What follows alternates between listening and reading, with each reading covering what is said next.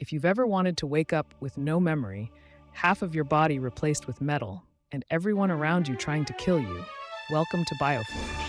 A game that didn't just ask, who am I, but what even is this place, and why is it all so unsettling?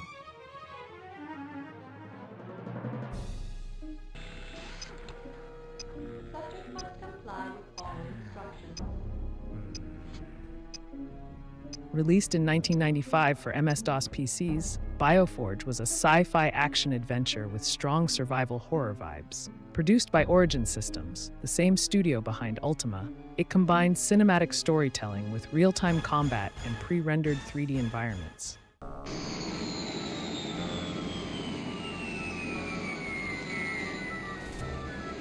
The result felt like something ahead of its time and just slightly out of step with reality, in all the creepiest ways.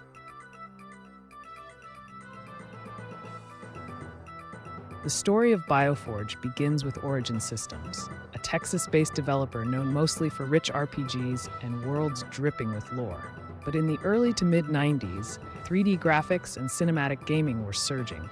Games like Alone in the Dark, Doom, and Myst were changing what players expected. Origin decided they wanted in, forming an experimental internal group called the Interactive Movie Division. That's where BioForge was born, with an ambition not just to look next-gen, but to feel like a playable sci-fi thriller. The core creative force was Ken Demarest, who served as the lead developer and programmer. And driving the story was Jack Herman, a comic book writer by background. You can feel that influence. Dialogue is cryptic, narratively weighty, and laced with themes of identity and control. This wasn't just another space shooter. BioForge wanted to tell a story, visceral, fragmented, and very personal. Technologically, BioForge was pushing hard into pre-rendered 3D graphics. Characters were fully modeled using motion capture, a rarity at the time. Environments were pre-rendered backdrops, sort of like what Resident Evil would do a year later.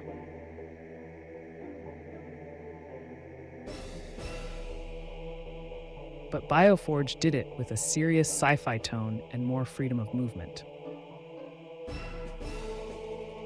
Despite this innovation, it didn't catch fire commercially. The controls frustrated some players, and system requirements were steep.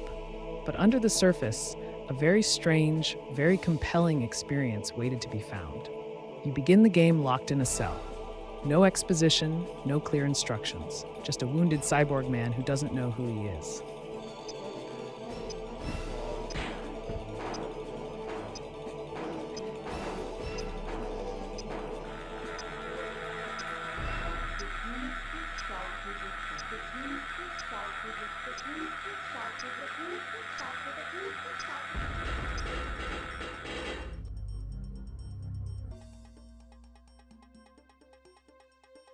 As you escape and explore a derelict facility, you battle mutated test subjects, unearth logs and journals, and piece together a deeply disturbing truth. We should not be enemies. We should work together. I have no wish to harm you. The gameplay blends exploration, environmental puzzles, and hand-to-hand combat. The combat is clunky, but strangely endearing. You can punch, kick, block, dodge, and it's all driven by rotoscoped animations. It lends physical weight to every action, even if it feels a bit slow by today's standards. Puzzles are where BioForge shines. They're cryptic in a good way, logical within the game's twisted framework. Everything's grounded in the world's lore. To unlock a door, you don't find a blue keycard. You study logs to learn what the previous scientist tried before he died, or scour lockers for note fragments. It demands attention. You're not just solving systems, you're decoding a broken world. What really sticks is the atmosphere. The game is soaked in dread. The audio design is minimalist, ambient hums, mechanical buzzing, and sudden, squelching sounds of nearby horrors. Music is scarce but effective, hitting during major reveals or shifts. The isolation is constant. You're not fighting hordes. You're discovering slowly that someone reprogrammed your humanity. Culturally, BioForge was one of those games that didn't hit big, but deeply affected the few who played it. It never got console ports, and its PC exclusivity and OS specificity meant it faded from view fast. But it bred cult fascination. Fans speculated endlessly about the ending. Some insisted there were hidden areas to find, and speedrunners took to it occasionally, finding bizarre skips using the rigid animation system. The unique identity and atmosphere carved out a niche among retro adventure aficionados. There was meant to be a sequel. BioForge Plus was reportedly in development but never released.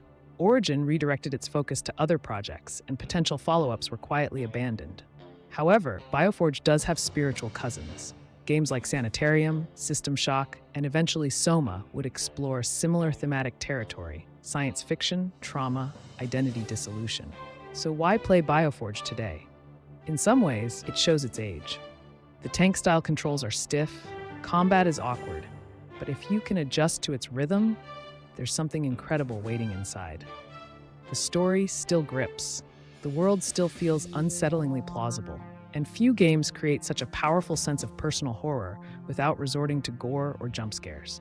It's not about what you fight, it's about what they made you.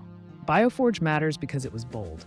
It told a thoughtful, mysterious story in a time when narrative-heavy games were still taking shape. It aimed for more than gameplay. It wanted you to feel trapped in a broken skin, uncover terrifying truths, and question what it means to be alive. For fans of retro horror, narrative design, or simply bizarre one-offs from the golden era of PC gaming, BioForge is a must-play, or at least a must-experience. So if you're ready for something different, something darker, stranger, and unmistakably 90s, BioForge is waiting. Mysterious, grim, and impossible to fully shake. For more deep dives into lost classics and digital oddities from gaming's past, subscribe right here. Retro gaming history has only just begun.